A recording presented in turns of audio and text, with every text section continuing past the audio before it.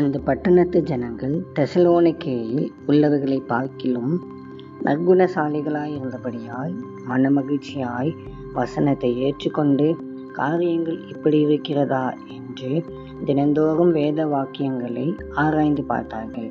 அப்போஸ்தலர் 17ஆம் அதிகாரம் 11ஆம் வசனம். நம்முடைய உடலின் ஆரோக்கியத்திற்கு உடற்பயிற்சி அவசியம் என்பதை அனைவரும் அறிவோம். அப்படியே நம்முடைய ஆவிக்குரிய வளர்ச்சிக்கும் நமக்கு சரியான பயிற்சி அவசியம். குறிப்பாக தேவன் நம்மை பயன்படுத்த வேண்டும் என்று நாம் விரும்பினால் நம்முடைய விசுவாசத்தை வலுப்படுத்தும் பழக்க வழக்கங்களை கடைபிடிக்க வேண்டும். அதற்காக வேதாகமத்தை நாமே சொந்தமாக ஆராய்ந்து படிக்க வேண்டும். தேவனுடைய வார்த்தை குறித்த மற்றவர்களின் போதனைகளை மட்டுமே நாம் சார்ந்திருக்க கூடாது.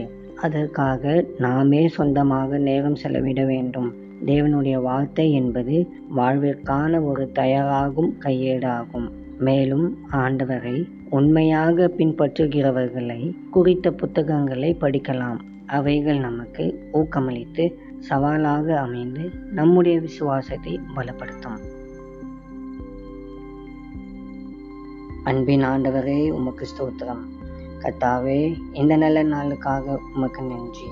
ஆண்டவரே, நாங்கள் உம்மை மகிழ்ந்திருக்க எங்களுக்கு உதவி செய்யும். எங்களுடைய விசுவாசத்தை நீர் பலப்படுத்தி எங்களை ஆசீர்வதியும். இயேசுவின் மூலம் ஜெபிக்கிறோம் பிதாவே, ஆமென்.